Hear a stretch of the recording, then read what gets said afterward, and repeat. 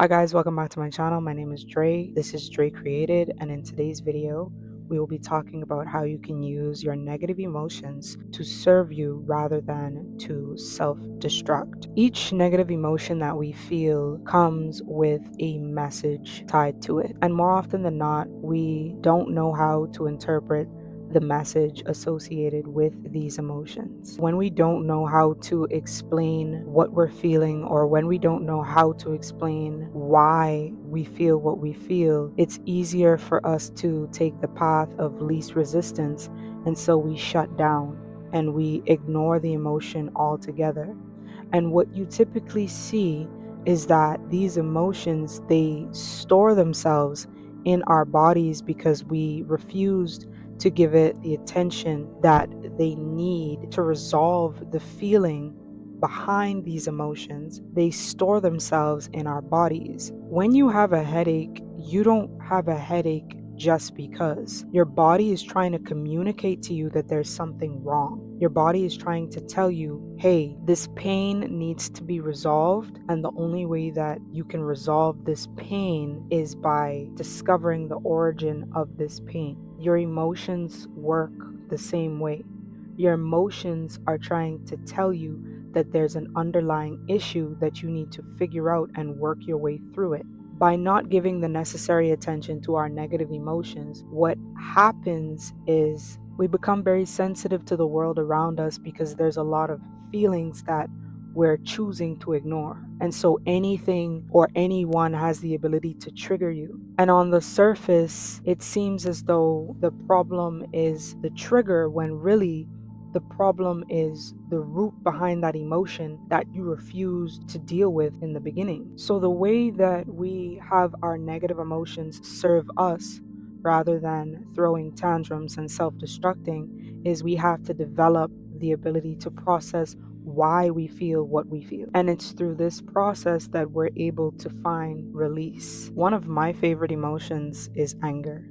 I feel like anger can be a very powerful, transformational emotion that I'm able to use rather than it using me. I think anger can show us very important aspects of ourselves. It shows us what we care about. Anger shows us where our boundaries are. And anger also helps us to identify what we feel is unfair. Anger tells you what you're willing to accept. Let me use a personal example. Whenever I would go to work, I would always find myself resisting any kind of authority figure. I would always get upset whenever anyone at work would try and tell me what to do, all while they would stand on the sidelines and watch. It made me feel inferior. It made me feel angry. But deeper than that, when I was able to separate myself from my feeling and when I was able to look at the situation objectively, I found that I wasn't angry with the supervisor. I wasn't angry with the manager. I was angry at my position in life. I was angry that I wasn't self-sufficient enough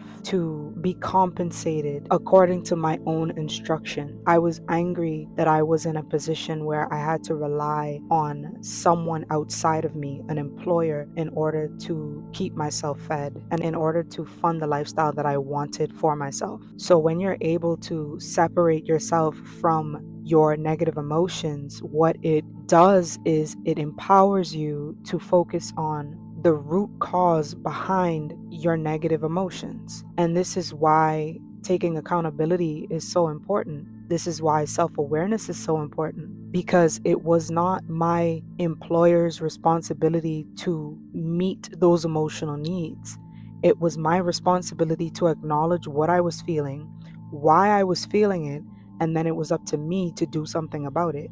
And so I used my anger to improve my life and take myself out of that position where I had to be reliant on somebody else, rather than having my anger use me by throwing tantrums and taking it out on the people around me, when really everybody has their role to play in the world. And you get to decide what role you will play. You get to decide what role you fulfill.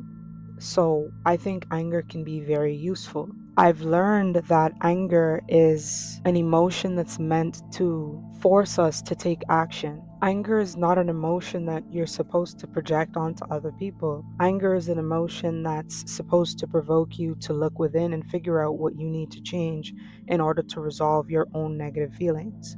And when we take our anger out on other people, this is where anger becomes self destructive and it turns into aggression. Aggression is only hurtful towards you and everybody else around you.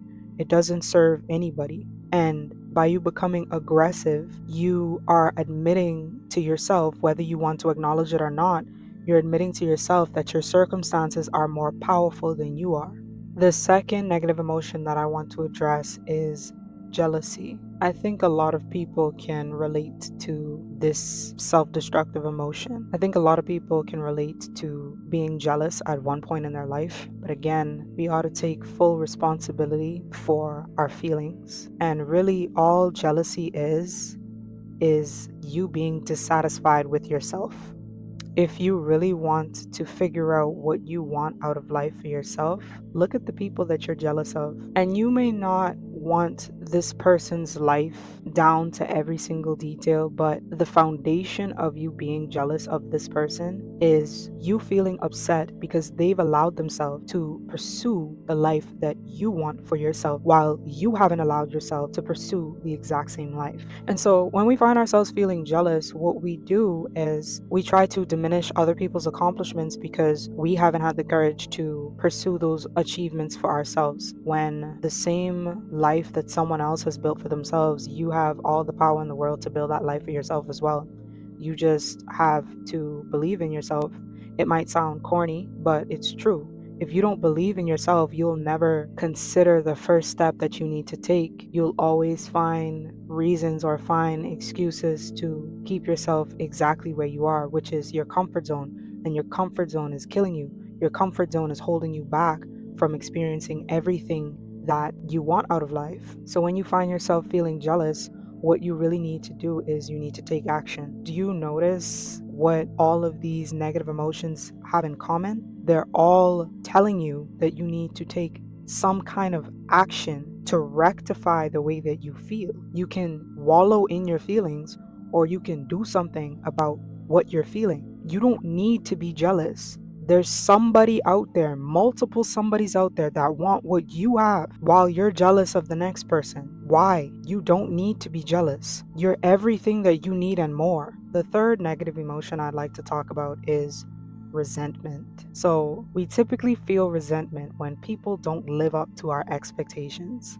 I know some of us feel resentment towards our partners. Some of us feel resentment towards our parents. Some of us feel resentment towards our children. Some of us feel resentment towards our friends. I think it is a natural, very human emotion, but you have to step back, step outside of yourself, and you have to acknowledge and realize that everybody is living their own life for themselves. Everyone has their own expectations how their lives should be lived, and it is no one's responsibility to fit the mold of who you want them to be or who you think they should be. Because everyone, they are simply who they are. You are who you are, and they are who they are. He is who he is, and she is who she is, and you cannot change people. Consider how difficult it is to change yourself. Consider how hard it is for you to make changes within your personality. Our problem is that we have unrealistic expectations of what people should be like when we need to adjust our expectations. When we're faced with resentment, what we need to do so that we serve ourselves in a positive way is we need to reinvent the image of those around us. Stop trying to change your environment. You need to change your perception of your environment. Stop trying to change other people. You need to change your perception of other people. Make sense? You may not have the best relationship with your parents. Your parents may not understand you as a person. You might not connect with your parents in the way that you would hope for, but it doesn't mean that there's not love within the relationship. You just need to accept the fact that they are who they are and you are who you are, and that's okay. You don't have to have the closest relationship. there's other relationships that you can foster that gives you the things that you need from a relationship. And no, it can't replace the bond that you would want to have with your parents, but you are better off focusing on the things that you have control over versus focusing on the things that you can't control. The sooner you're able to release the ideas of who you think people should be and the role